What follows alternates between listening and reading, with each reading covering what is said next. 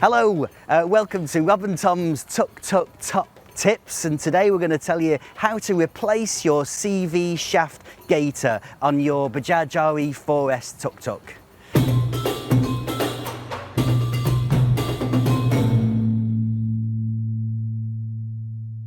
What we're going to do is we're going to change one of these boots.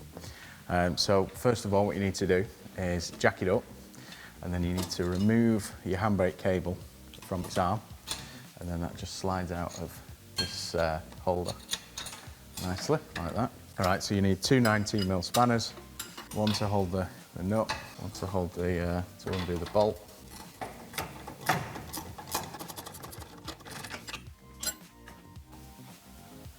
You just want to undo the bolt, and then that's okay. Bolt's out, and then you're going to remove these clips. They just pry off. Like that. That's one. That's two.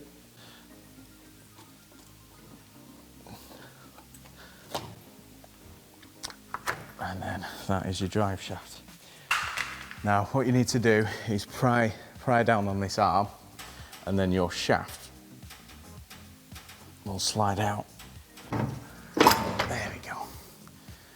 So sometimes it can be a bit tight. You've got two blocks. You just slide those off. You should be able to just, your boot should be torn to be able to just pull that boot off. So then what I would advise is, if you boil the kettle, get these nice and hot, pliable, leave them in the water for quite a while, 5-10 minutes, and then they should just slide straight over. While the kettle's boiling, just to make your life a bit easier, you'll remove this other clip. Same again, the boot just slides out, and you've got the two squares. Just make sure you don't lose those. Once this is out the kettle, water, you want to just work it over, and there you go, and it's over, done. Right, so your two squares, just make sure they're nice and clean. Put those back on, like so. Same with the other one, just give it a good clean. Doesn't have to be spotless, but just get most of the old grease off, and then put that back on the other side. It's exactly the same operation for the other side. So now we've got that on, we'll go back over to the vehicle and give this a good clean as well. Just a good wipe. Doesn't have to be immaculate. Right, so we've got the shaft. So before we put it into the gearbox side, what we want to do is just get a fingerful and just pop some in there. Put that to one side because we're going to need that again. You need your two squares to line up, and there is a groove that they should just slide into, like that. Put your boot back over, and that'll help it stay in. Get rid of some of the grease out of this as much as you can. Again, it doesn't have to be spotless. Put some more grease in.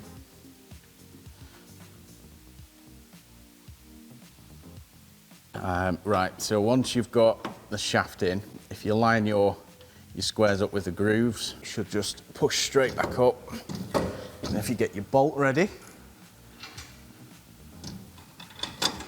and then that's in. You can leave the bolts loose for now. Get rid of all the grease off the outside. Right, so what we recommend using is a proper CV joint clip, but you don't always get them in the kit. So there's nothing wrong with using a good old cable tie. That's not going to come off.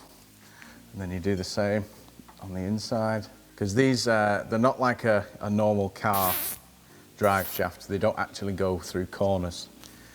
So there's not a lot of pressure on them.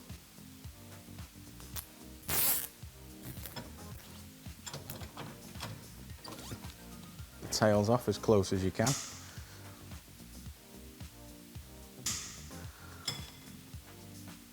Once that's on and done, you can get your nut back on your shock absorber, tighten those up.